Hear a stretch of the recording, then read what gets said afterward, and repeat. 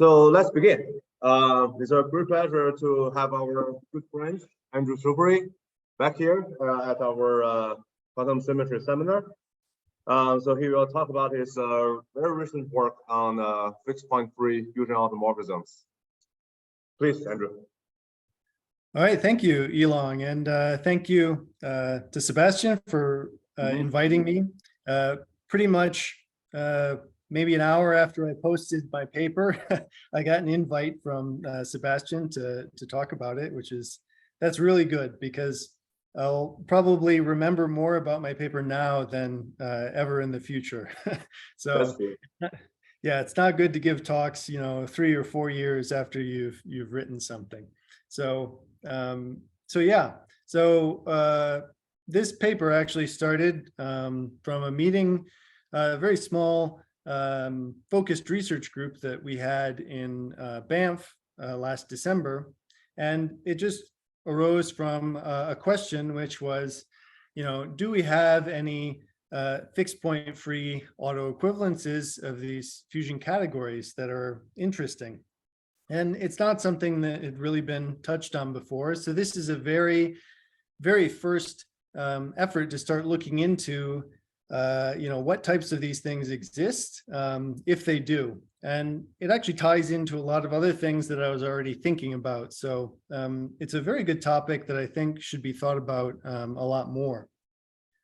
So an outline of what I'm going to talk about is I'll first start with a little bit of history, because the idea of studying these fixed point free automorphisms really was motivated from the study of finite groups. So I'll talk a little bit about the history, not too much, just a few slides. And then I'll talk about sort of the definitions of everything that we're going to need to discuss the rest of the talk. So that'll be fusion rings, a generalization of finite groups, their representation theory and automorphisms, etc. And we should have plenty of time to get to what I really wanted to think about, which was how we can study these in terms of fusion categories. So that's another level of structure that's very interesting, but quite difficult to study in general. And this will tie into a couple of other topics that I've already thought about a bit. So one of these, of course, is the fixed point free autoequivalences. Another is fusion categories which have odd dimension, which have been studied by others before. And also something which has been very recently studied by Jingcheng Dong and his co-authors, which are fusion categories which have a very large, in fact, maximal proper subcategory. So all these things will tie together quite nicely as we go along. But this is primarily based on, again, the paper that I posted last week. It appeared on Monday, but here's the archive identifier if you want to look it up. So moving on to our history, which is fixed point free automorphisms of finite groups, we want to start with the very smallest possible order of these automorphisms, which is, of course, 2. So we'll look at fixed point free involutions of finite groups. So we'll let G be a group and F be an automorphism. And we're going to say that it's fixed point free if the only fixed point is the identity. So it's not quite fixed point free, but it's as close to fixed point free as you could possibly get. And this phrase has been used for over 100 years in the group theory literature, so I don't dare try to change it at this point. So fixed point free means one fixed point. But fixed point free automorphisms are incredibly rare. So amongst finite groups, the ones that have them are just a very, very small, measure 0 subset of all of the finite groups. And if you specify the specific primes, you can be incredibly specific, especially with the order p equals 2. So this is actually an exercise in an undergraduate abstract algebra textbook that is popular in North America called Dummett and Foote. So if I have a finite group with a fixed point free involution, so something that's order 2, then you can prove that the map, which takes the group element and multiplies the image of F with its inverse, that in fact, this is an automorphism of your group. And in particular, it's surjective. And this means if I evaluated F, I just use the formula, I get out the inverse. And so this must be true for every element of my group. So this is just a very quick proof that the only fixed point free involution of a finite group is in fact inversion. So we know exactly what this map is. And if inversion is a group homomorphism, then you can easily show that your group must be abelian. So fixed point free automorphisms of order 2 exist for exactly one type of group. They are the abelian groups of odd order. And there is no choice for what your fixed point free involution is. It must be the inverse map. So this actually is I've never seen it attributed to an individual. It's an exercise in textbooks that are over 100 years old. So this is just a very basic fact. But when you move up in prime orders, say we go to the prime p equals 3, things get slightly more difficult. We have to go to an exercise in a graduate text in mathematics. So Robinson's book on group theory. So an exercise in the section about fixed point free automorphisms is for the student to show that if you have a fixed point free automorphism of order 3, then your group must be nilpotent with nilpotency class at most 2. So nilpotent groups are quite rare, and nilpotent groups that have nilpotency class 1 and 2 are very rare indeed. So examples of this, you have your abelian groups, your nilpotency class 1, like the Klein 4 group. So the Klein 4 group has those 3 non-trivial elements, and you can shuffle them around in any way you want. So in particular, there's a fixed point free automorphism of order 3. If you want a non-abelian example, or something that has nilpotency class 2, then you have to go all the way up to order 64.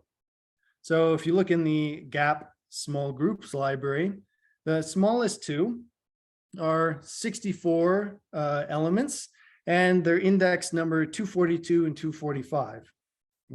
So they're too complicated to care what their structure is, but they're non-abelian groups with fixed point free automorphisms of order 3.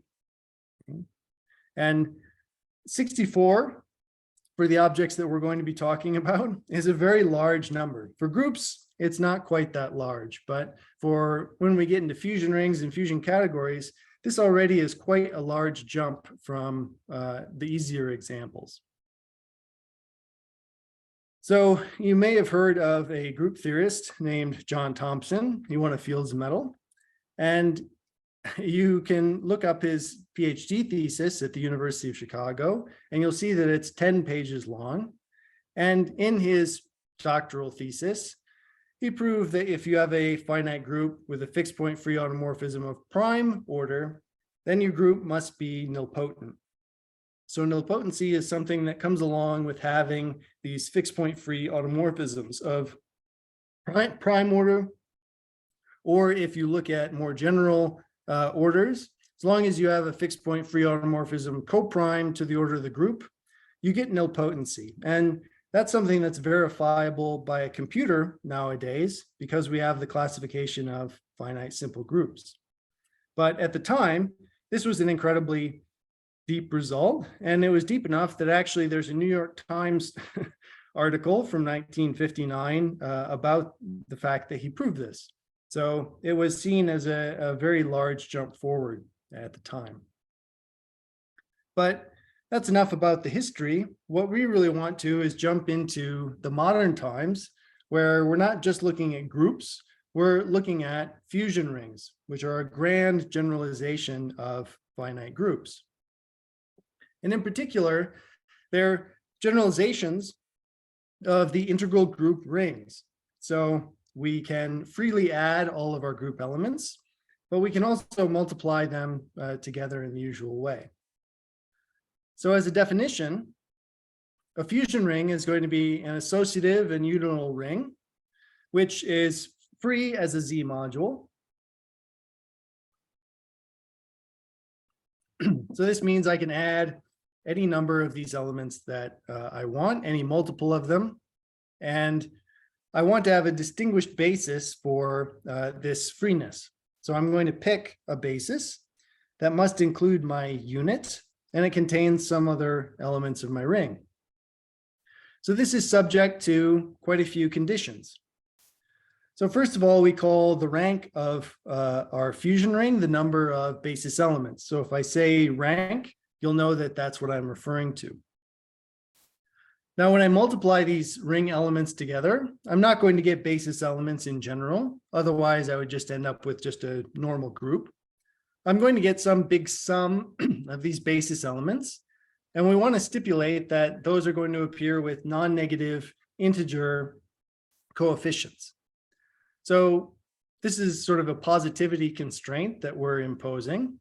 And we call these the fusion rules of our fusion ring. And lastly, we want a notion of inversion. But because when I multiply two things together, I'm not just getting one element, then my inversion isn't going to look like the inverse in a finite group. It's going to be slightly weaker. So the condition for our inversion, or what we call duality, is that when I multiply something with its dual, I get a copy of the tensor unit or of the multiplicative unit with multiplicity 1. So that's my only stipulation. I could have a whole bunch of other elements appearing in that product in general. So the definition is what it is, but you're very familiar with many examples. And the examples are very easy to write down because they're completely determined by our rank matrices, and I only need our rank number of them. So we only need n cubed non-negative integers to completely describe these fusion rings.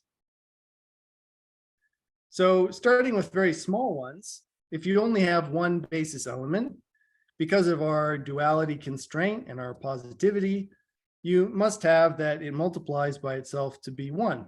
So there's only one fusion ring of rank 1. But already in rank 2, we have an infinite number of them, which are indexed by the non-negative integers. So the unit, of course, has to do what the unit does. But our other element, when I multiply it by itself, I'm going to get one copy of the unit, but I can have any number of copies, non-negative number of copies of that object that I want. So there's an infinite number of fusion rings of rank 2. And if you go to rank 3, it's actually possible to write them all down, but you wouldn't want to go much further than this. So these are parameterized by 4 non-negative integers. And the fusion matrices look a little bit like this.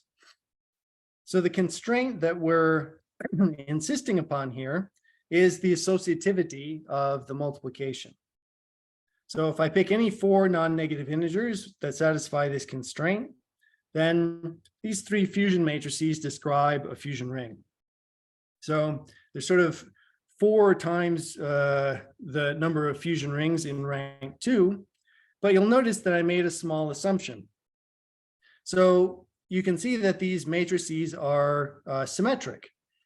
So this implies that these elements are their own duals. So when I multiply it by itself, that's when I get a 1 appearing in its decomposition. So this is assuming that my rank is self-dual. But there's one other rank 3 fusion ring, which is non-self-dual. So you might recognize these rules as the multiplication in the cyclic group of order 3. So there's 4 times infinity plus 1 fusion rings of rank 3. And you can create lots more examples by looking at finite groups, representations of finite groups, etc. These are very combinatorial objects, so you can have a computer just try to create them randomly and just check that the conditions are satisfied. So it's a very easy to experiment with type of object. So when we talk about automorphisms of fusion rings, we want to be a little bit careful, because a fusion ring is a ring with a specified structure, which is its basis.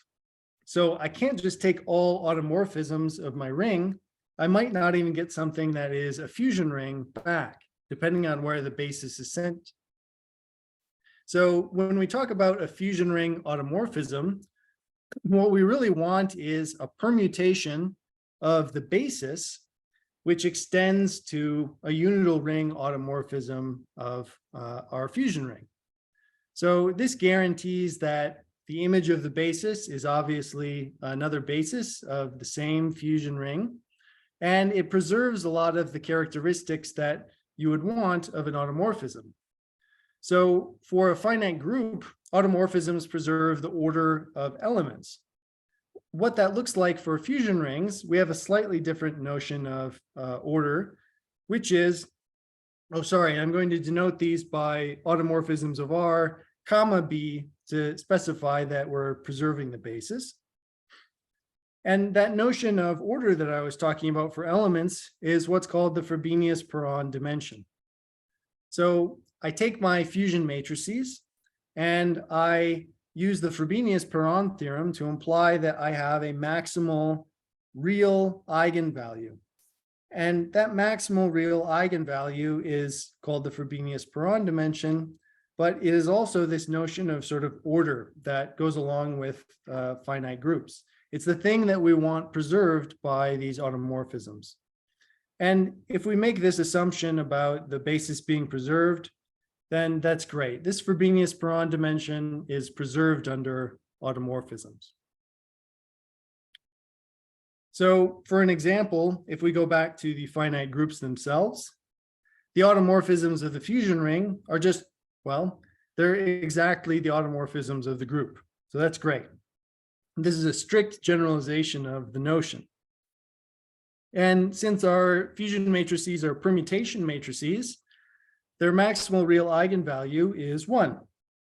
So when we see an element that has Frobenius-Perron dimension 1, then that implies that this is sort of part of a group-like structure. It's acting on the basis by permutations. So some people call this invertible or group-like or any number of names, but they're very special, these ones of Frobenius-Perron dimension 1. So an example that'll come back to haunt us in the future is the character ring of the unique non-abelian group of order 21. So this semi-direct product. So if you haven't looked at the representation theory of groups of order PQ in a while, so they're very simple. So I have my trivial representation, and I also have two other representations, which are the non-trivial representations of this C3. So I just have the normal representation theory of C3, and then I have the non-trivial representations of C7 sort of collected together by this C3 action. So I get two other representations that are going to have dimension 3, okay, because they're the non-trivial representations of C7 clumped together by that C3 action. So if you compute the fusion, so if you tensor these representations together or multiply their characters together and decompose them, then you find the following fusion rules. And the Frobenius-Perron dimensions are, well, they're exactly the dimensions of the representations or the degrees of the characters. So this example is going to follow us along because it's really instructive, and it's one of the smallest interesting examples that exist for these fusion rings. So you'll note that there is exactly one non-trivial automorphism of this fusion ring. So all of my elements are not equal to their dual. So duality moves them back and forth. And it's a commutative ring because it's just the character ring, which is always commutative. And so if I take duality as my automorphism, first of all, it is an automorphism because of commutativity. And in fact, it's fixed point free of order 2.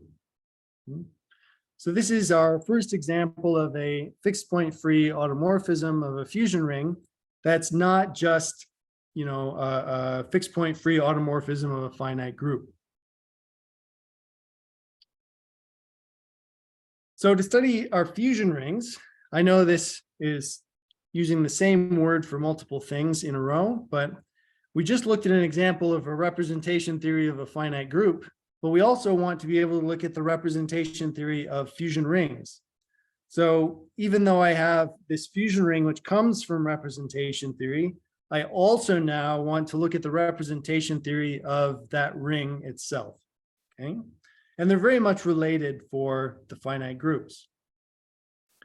So in the very standard traditional way, if I have a representation of my ring, then I can take the trace of the images of all the elements of my ring, and I get a character with respect to that representation. So just like we would have characters of finite groups. And just like for finite groups, our irreducible characters, which come from irreducible representations, form an orthogonal basis for the space of all characters. So you can talk about them being orthonormal basis with respect to an inner product, but that's a little bit deeper than I want to go into. But the point is that they act in the same way. And so it makes sense to talk about the character table of my fusion ring. So I can take all of my irreducible representations, look at their characters, and I can just make a table of values. So I did that for our previous example, for our non-abelian group of order 21. So this is sort of the character table of the characters of this finite group. And we always have a representation given by our Frobenius-Perron dimension that just spits out all of the dimensions of the simple or of our basis elements.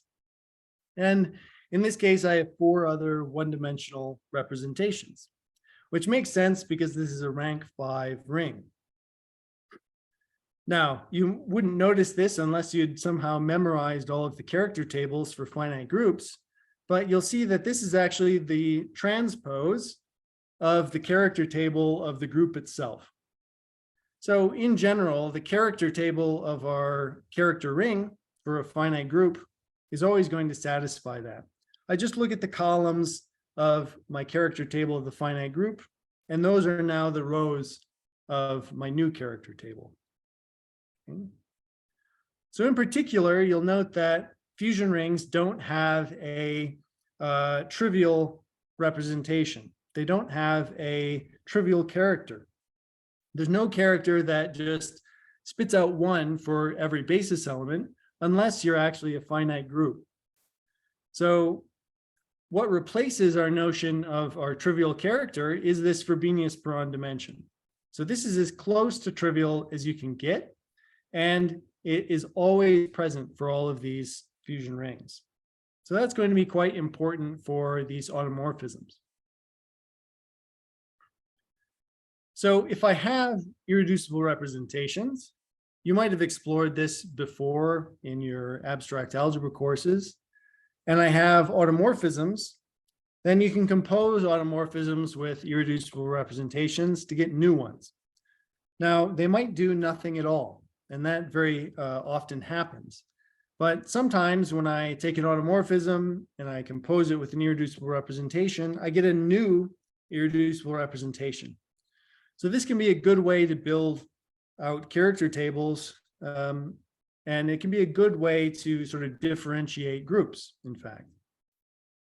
So we want to do the same thing for fusion rings. And when you do this for fusion rings which have fixed point free automorphisms, then you very quickly get this very important fact, which is in my paper. So if I consider fixed point free automorphisms of fusion rings of prime order, then those fixed point free automorphisms also act fixed point free on the irreducible representations. So again, this is treating our Frobenius-Perron dimension representation as sort of the trivial element. So that's always fixed, and all the other irreducible representations are permuted by that automorphism as well. So there's this sort of dichotomy between fixed point free automorphisms of fusion rings and fixed point free automorphisms of their characters. So the most important conclusion from this that we can draw is the following.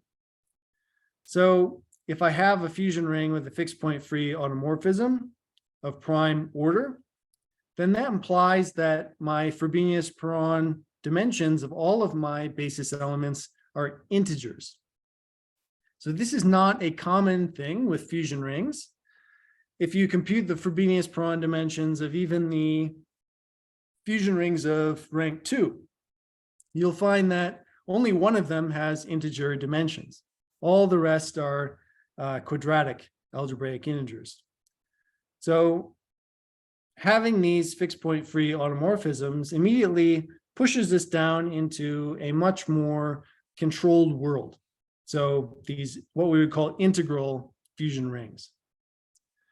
So for a fixed, quick proof of this, basically, you know that our characters or irreducible representations are closed under Galois conjugacy.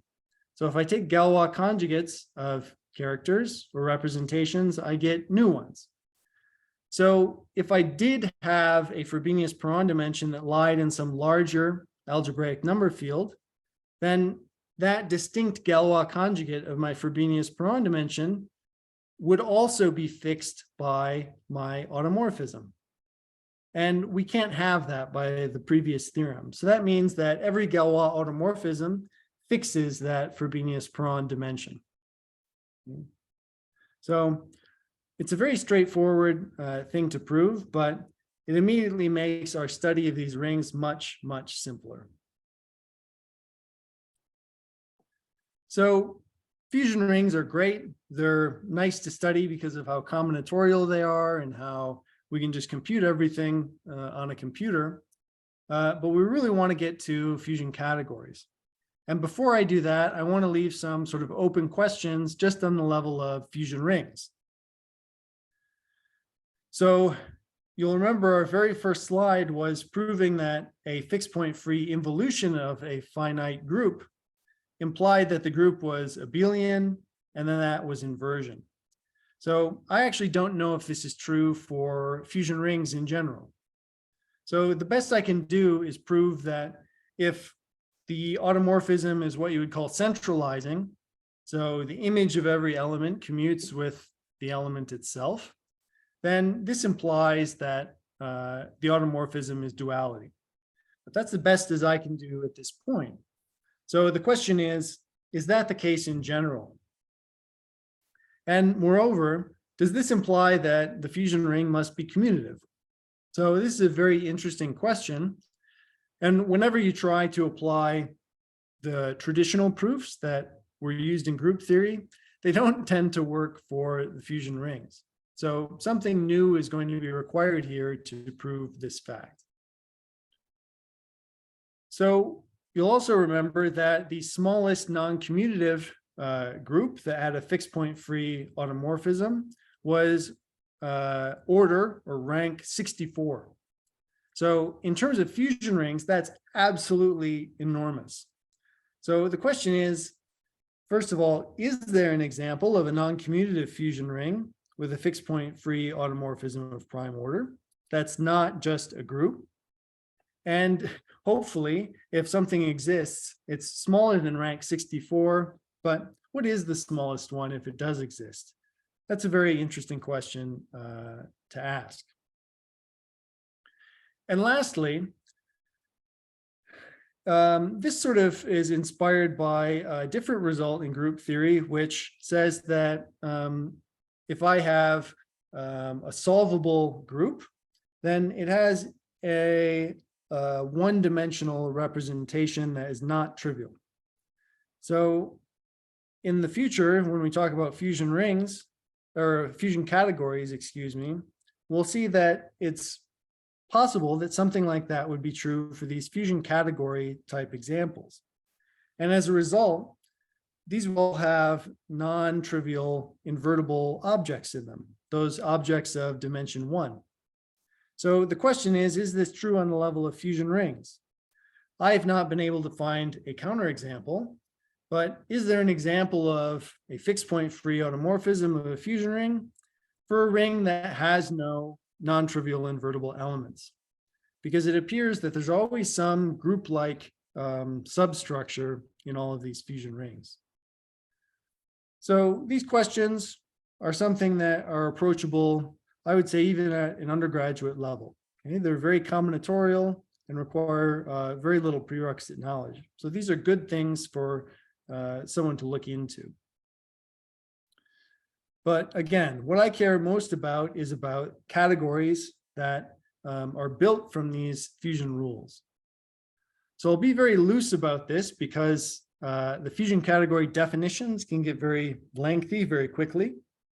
So I'll just say that a fusion category is a semi-simple monoidal category whose Grothendieck ring is a fusion ring. So we want to take all of those axioms about fusion rings and just assume that rather than having equalities, we have some maps, we have some morphisms in our category that realize them. So rather than just having duals, we have these rigidity maps, etc. It gets very deep very quickly. But for the purposes of this talk, all we really need to know is that we have a semi-simple monoidal category whose Grothendieck ring is a fusion ring. And so really we're going to focus on having the fusion ring and saying that any fusion category that realizes it is called a categorification of that. Or we say that the ring is categorified by that category. So very often we don't really care what the structure of the category is specifically. We just care that it's realizing a certain fusion ring. So for examples that you're completely used to, if I look at the category of G-graded vector spaces, so finite dimensional, let's say complex G-graded vector spaces, then this is a categorification of the finite group ring itself. Or if I look at the category of finite dimensional representations of G, this is a categorification of the character ring of G, or the ring of irreducible representations, if you want to think about it that way. So these are things that we're already very familiar with, and they have very complex categorical structures that we already sort of slide under the rug because we're so used to thinking about them. Now, having a categorification is an incredibly rare property for a fusion ring to have. Many of my papers, and probably people who are going to be listening to this talk, have written papers just showing that rings don't have categories associated to them. They can't be categorified. So we're sort of looking at an intersection here of two very rare properties. Fusion rings which have categories that correspond to them, and having these very specific symmetries. So we're looking at a very small slice of the mathematical world, but that probably means that there's going to be a very nice description of these objects that we're trying to study. So just like we want to add more structure to our fusion rings in the form of categories, we want to upgrade our automorphisms to autoequivalences. So let's start out with a categorified fusion ring and an automorphism of that fusion ring. So we're going to say that there's a categorification of that automorphism if there's a tensor autoequivalence of my category, which restricts to that automorphism on the Grothendieck ring. It's exactly what you would expect. But again, this is an additional layer of structure. So in particular, there might be many different autoequivalences that restrict to the same symmetry. So for instance, there are fusion rings which have autoequivalences which are trivial on our objects, but they do strange things with the morphisms. So a similar thing could happen here. So just because we find one doesn't mean that there might not be lots of other ones floating around. So there are two main examples that I want to look at, and just in the interest of time, that's probably all I'm going to be able to talk about because I'm going to get distracted very quickly with some other topics. So the first example is the integral group ring for the cyclic group of order 3, and just the inversion swap of the two non-trivial elements. So we know that this has a categorification by C3 graded finite dimensional complex vector spaces. And in fact, and I'll not justify this entirely during this talk, this is categorified by a tensor autoequivalence, which switches those two simple objects of our category. So there is a categorification of this very simple example. But if we look at our favorite example from earlier, character ring of the non-abelian group of order 21, this also has a fixed point free automorphism that we already talked about, which is complex conjugation or duality, however you want to think about it. But this is not categorified by any tensor autoequivalence. So it is essentially the same operation. It's inversion or duality, but it's realized by a categorical structure in one case, and it's not realized by a categorical structure in the second place. And I will justify the second claim to some extent. But for now, just accept that, you know, these are just examples of one being true and one not being true. So this brings us to my first distraction, which is fusion categories of odd dimension. Because if you look at these two examples, you'll notice that's exactly what these are. These are fusion categories whose Frobenius-Perron dimension, the sums of the squares of all of the Frobenius-Perron dimensions of the elements, is an odd integer. So one thing that's incredibly special about these fusion categories, which was proved by Richard Ng and Peter Schaumburg 16 years ago, was they proved that if your Frobenius-Perron dimension is an odd integer, then none of your objects are their own duals. So this is actually quite a surprising fact. There's no way that I would have thought that that would be true without seeing a proof of it or just checking a billion examples. So some people call these maximally non-self-dual, but really these are just the Frobenius-Perron dimension. Non-trivial simple object, right? Yes, sorry, non-trivial. So I'll remember to add that before I send these notes out. Yes. So again, like fixed point free, we're ignoring the fact that the unit exists. Okay. So thank you for pointing that out. Okay, so this is false for fusion rings in general. So this is very special about fusion categories. So we've already looked at the smallest fusion rings, rank 1, 2, and 3. And we've only found one non-trivial fusion ring that has odd dimension. It was just the group ring for the cyclic group of order 3. And that's obviously true. So if you look at the next more complicated rank, rank 4, you immediately find counterexamples. So here we have a fusion ring, which has dimension 15, Frobenius-Perron dimension 15. So that's an odd integer. And you'll notice that all of the basis elements, because of the symmetry of the fusion matrices, these are self-dual. Okay? So everything's self-dual, but we have an odd Frobenius-Perron dimension. So this is the very smallest example, but surely as you look at larger rings, that there's going to be lots and lots of things contradicting this. So the point is that fusion categories of odd dimension are sort of our best bet for creating a categorical structure which has a fixed point free tensor autoequivalence. Because now I don't have to worry about what the autoequivalence is. I don't have to prove that it exists. If I take any commutative fusion category of odd Frobenius per odd dimension, then that potentially has a fixed point free tensor autoequivalence of prime order, in particular prime order 2. Okay, so with that in mind, you start looking through your fusion categories of odd dimension. Excuse me, I knew I was going to sneeze there. You start looking through your fusion categories of odd dimension, trying to find an example that works. And it's actually quite difficult to find one that works. So you start looking at larger theories, which prove that they either exist or don't exist.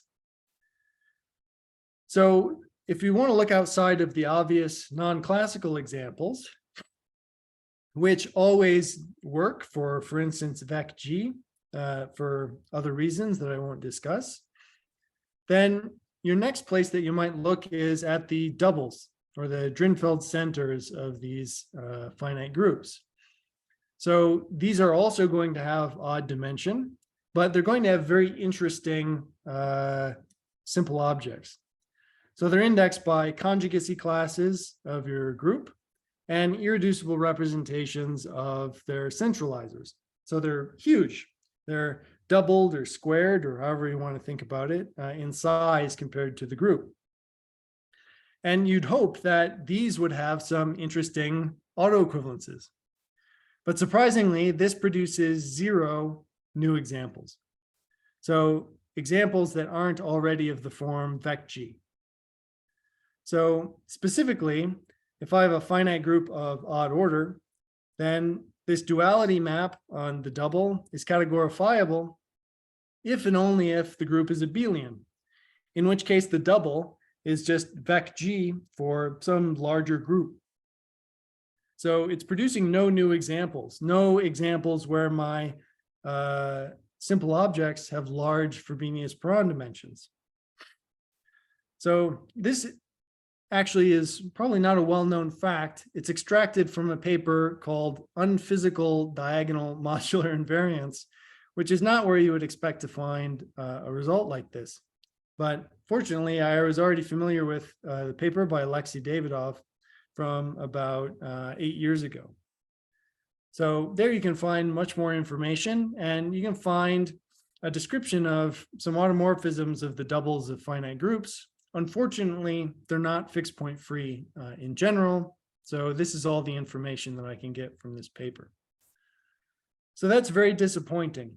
So far, we only know of trivial tensor autoequivalences, which are fixed point free, or come from classical finite group theory. So one way to show the opposite direction, which is to show that they don't exist in particular examples, is to look at a construction that comes from these autoequivalences. So if I have a finite group, say a group of prime order in our case, which is acting by tensor autoequivalences on my category, then I can create a larger category called its equivariantization. So if you're in the VOA field and you like the VOA language, this is sort of called the orbifold construction, or it's looking at the representations of the fixed point subalgebra when you have a group acting on your VOA. So something that's very common across all the languages in this field. So in our very specific context, I won't give a general description, but when we have our categorified fusion ring, and we have our categorified fixed point free automorphism of that ring, then our equivariantization is basically looking at the orbits of that fixed point free action, along with invertible elements that represent the group itself. So specifically, we're going to have an orbit for each, or we're going to have a simple object for each orbit of our objects. And they're going to have dimension p times their original Frobenius-Perron dimensions. And then we're going to have the P simple objects of Frobenius-Perron dimension 1. Okay. So these correspond to the unit being a fixed point of this action. Okay. So we get a very predictable category produced from these autoequivalences. So remember, fusion categories are very difficult to exist in the first place. So if we have a more complex fusion category that we can construct from this, there is a chance we might be able to prove that this category itself does not even exist. So that'll be our goal with this equivariantization. One moment.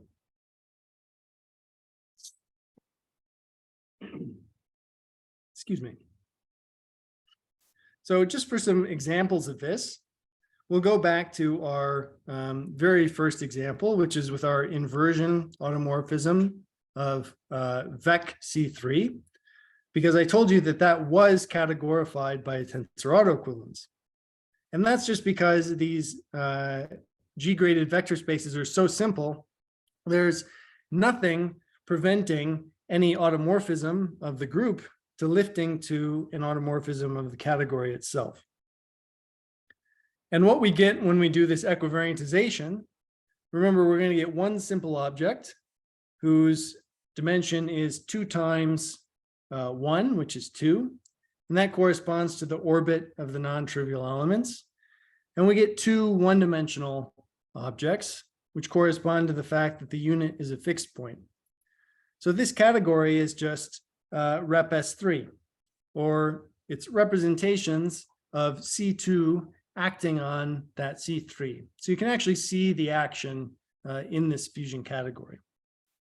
So we get something that we're very familiar with, and that's not quite our goal, but it shows this construction in action. So if we go to our example, which I claim did not exist, remember this was a rank 5 fusion category. And in fact, this ring is only categorified by one category. So you can find this in Eddinghoff, Galacki, and Ostrich's paper on fusion categories of dimension P times Q. So for the primes 3 and 7, this is the only fusion category that exists. So we know exactly what the fusion category is. And my claim was that its duality, fixed point free autoequivalence doesn't exist. Okay. So if we assume that it does exist, then we can do our equivariantization. We can collapse all of these orbits by the action. And we get a fusion ring that kind of looks familiar. In fact, this fusion ring is identical to the one that we used as a counterexample for fusion rings of odd order not being totally non-self-dual, except for one digit, this 5 down in the lower right-hand corner. So this is the only digit that's different from that fusion ring. So it's interesting that that one fusion ring, which really does not exist as a category, would appear very, very closely to this one through this equivariantization construction. Okay. So that's not quite a coincidence, because we can study fusion categories like this in much more generality. Oh, and just to note, the Frobenius-Perron dimensions are 1, 1, 2, and 6, as we predicted. So this is my second distraction, is this fusion ring right here. Because this fusion ring has a very large subring. It's the entire ring except for one element. So you could try to study these types of rings in general, and you find that they're very difficult to exist, even though they look like they would appear.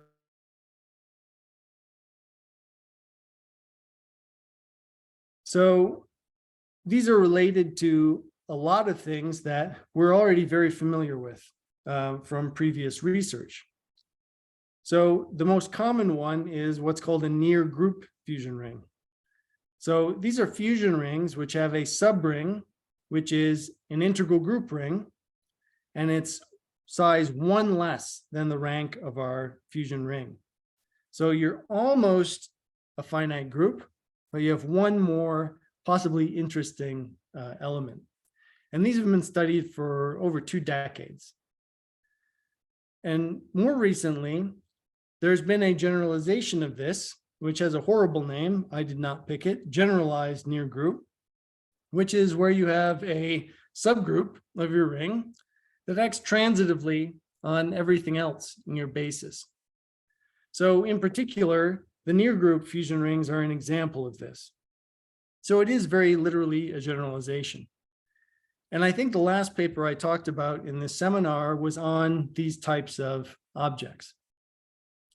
But I was recently introduced to a different generalization of near groups, which I call near integral. So we take the definition of a near group fusion ring, and we just remove the fact that our subring is a group. So you're allowed to have any type of subring imaginable, as long as its rank is 1 less than your larger ring.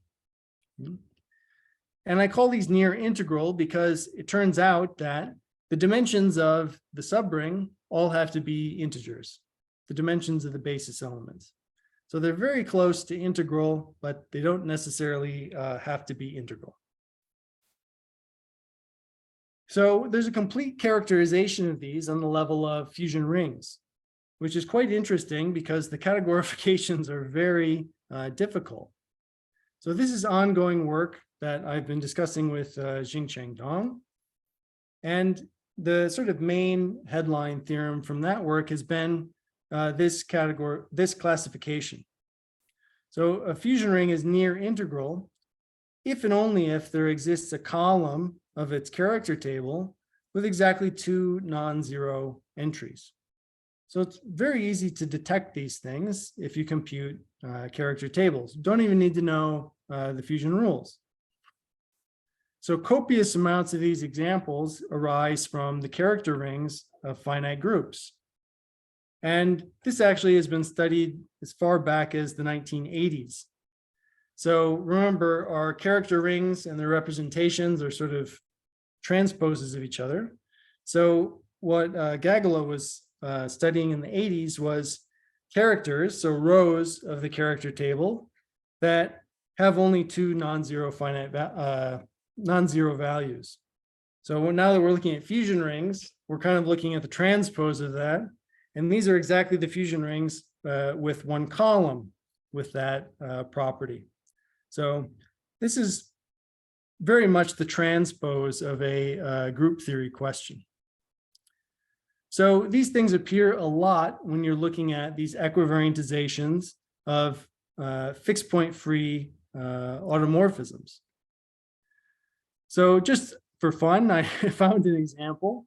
This is the automorphism group of D25. And it's this easy to figure out that there's a maximal fusion subcategory of this, because this very bottom row is all zeros except for 2 entries. So again, what this means for rep of this group is that it has a maximal subcategory, which consists of all of these representations which aren't dimension 20. So quite interesting.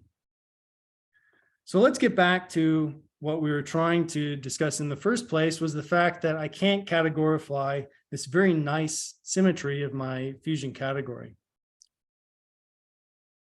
So again, we'll remember that this is the only fusion category with these fusion rules. So I can't twist it around to try to make this work. Auto equivalence, then I'm going to have a fusion category with these fusion rules. Now, I'm going to leave you with slightly a cliffhanger, or homework, I should say, which is the fact that this fusion category doesn't exist can be found in Jingcheng's paper on maximal fusion subcategories. So you'll have to look it up for the proof, but it just shows that studying these maximal fusion subcategory fusion categories has implications for these other areas of research as well. So this is another very interesting line of thought. So in the rest of my paper, what I tried to do is to find the smallest examples. So the smallest examples of fusion categories, which have potential tensor autoequivalences, which are fixed point free. So the only ones that even have the possibility of having this type of an autoequivalence, which are rank less than 8, which again is quite large when you're studying fusion categories. They're either integral group rings for groups of rank less than or equal to 8, or there are 3 character rings which just happen to be that small, and they're all of groups of order p times q. So they're all of the form that we've already seen. So someone's going to have to look at much larger fusion categories in rank to try to find more interesting examples, because there aren't a lot of very small ones. And this makes sense when you think about how far you had to look out to find a non-abelian group, for example, with a fixed point free automorphism of prime order. So it might be very, very large, our first interesting fusion category with one of these properties. So I want to end, I think we're approaching, about an hour here. I want to end with a conjecture that ties back to something that I mentioned before. So the conjecture is that if I have a categorification of a fusion ring, which one of these fixed point free automorphisms of prime order, then there's a notion of solvability for fusion categories. So I won't go into the definition now. It's not too important since this is just a conjecture, but it seems in all of my examples that all of my examples that I've found so far are related to finite groups in sort of an iterative way. So you can construct them all from finite groups in a very explicit manner. And that's essentially what solvable means for a fusion category, that it's not directly related to finite groups, but you can construct it using finite groups in some way. And that appears to be the case for fusion categories that have these symmetries. Now, the interesting part about this conjecture, if it was true, is that this would imply a version of the Feit-Thompson theorem for fusion categories. So the Feit-Thompson theorem, if you don't remember, says that every finite group of odd order is solvable. So the categorical version of that would be identical. So any fusion category of odd dimension is solvable. Or more generally, if you have one of these fixed point free automorphisms of prime order, then you must be solvable. Okay. So I don't expect this to prove Feit-Thompson theorem as a special case or anything like that. You most certainly would end up having to use it somewhere in your proof. You'd have to use Feit-Thompson for finite groups to prove this for categories. So although it's not going to be some groundbreaking result, it would be interesting if the exact same sort of result was true. And that's as much a testament to the person that proves it as it is to the people who came up with the word solvable. So that means that they picked the correct word for that definition. Okay. So that being said, good conjecture there and a lot of good questions about fusion rings before. So I hope you've seen enough examples to be convinced that this is something that really deserves a lot more study. Okay. So talking for about an hour, so I think I'll end it there. And thank you for listening.